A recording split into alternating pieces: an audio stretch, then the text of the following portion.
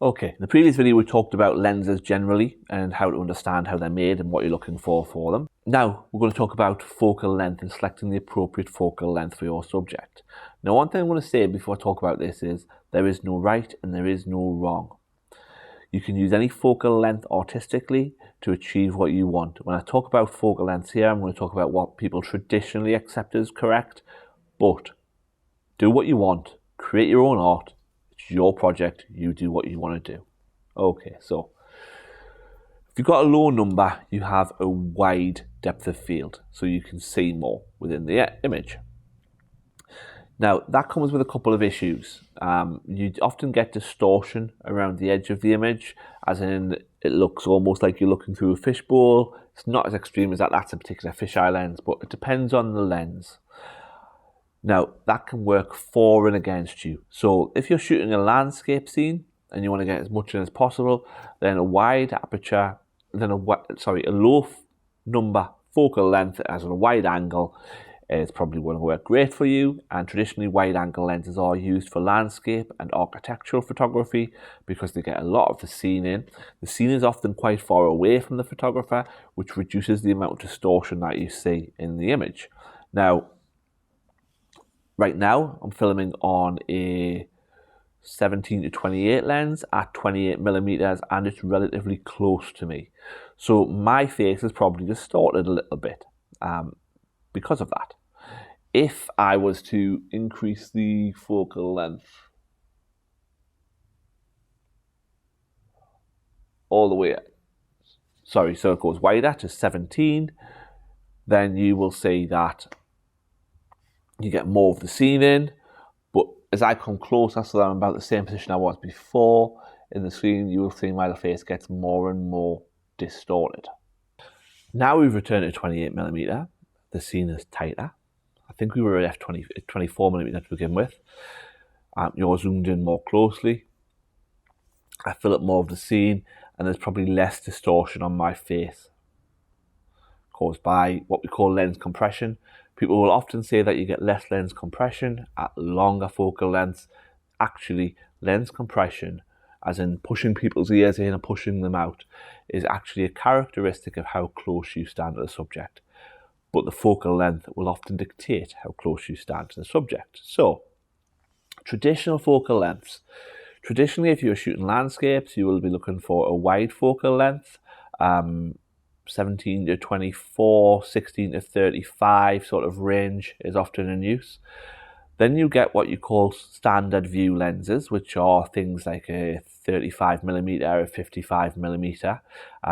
Those people say represent our normal angle of view, and you will find people use those in things like architecture, street photography, maybe even a little bit of portraiture, environmental portraiture. Then you have what's traditionally the portrait lens length, which is an 85 millimeter to 135 millimeter range. Then once you get above 135 millimeter, you're probably starting to go towards the 200 mark, which is where you start. Event photographers will cover things like that. And then you will move on beyond 200. You start to get into the world of sports and wildlife photography, traditionally. So which lenses should you buy when you're starting out? Now, if you know exactly what you plan on shooting, then you know exactly what lenses you need if you've got an understanding of what the apertures are and what the focal lengths are. However, I would suggest that when most people start out, they look to acquire a trinity of lenses that cover most focal lengths. So I recently switched camera systems and I sold all of my lenses from my old one and I started acquiring lenses for my new system. So I prefer primes, but the first three lenses I've bought are zooms. I've bought a 17 to 28 millimeter, a 28 to 75 millimeter, and a 70 to 180 millimeter. Now they're slightly unusual focal lengths, but essentially they allow me to have decent coverage.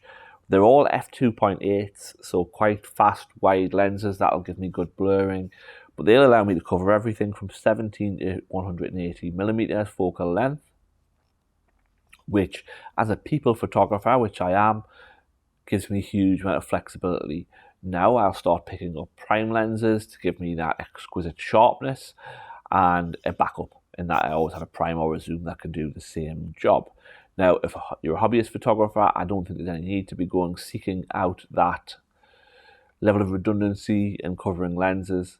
I do think it's a good idea if you're a hobbyist to still get a big range everyday walk around lens. Like you can get 17 to 200s, those sort of lenses, 55 to 300s. It's very good, I think, to have what you call a utility range in your zoom lenses. So in most camera systems, most professional photographers would go for what's called the trinity of lenses. I described my trinity of lenses. They're an unusual range because I bought Tamron lenses for the Sony system. But traditionally it would be a 16 to 35 millimeter, a 24 to 70 millimeter, and a 70 to 200 millimeter. You can usually get those lenses in f4 or f2.8 maximum aperture variations. Now, if you're a hobbyist looking for a wide range lens, something you might notice is, although it might say f3.5, it'll have a dash and it'll say f4.5. What that means, or f5.6 even, is that at the short end, the wide end, the low number of focal length, it is f3.5, but by the time it gets up to the long end, 200 millimeters for example, it's f5.6 is its widest aperture. This is called a variable aperture lenses, and it doesn't necessarily mean that the quality of the images won't be good. It can just be a little bit harder to use, but they allow the lenses to be cheaper, smaller, lighter, so they are ideal for hobbyists, ideal for walking around. Now, if you have any more questions on lenses, I'd be happy to answer them if I can, so please pop them in the comments below. And the next lesson should be there, the playlist of all the lessons should be there, and the subscribe button should be here. Thank you.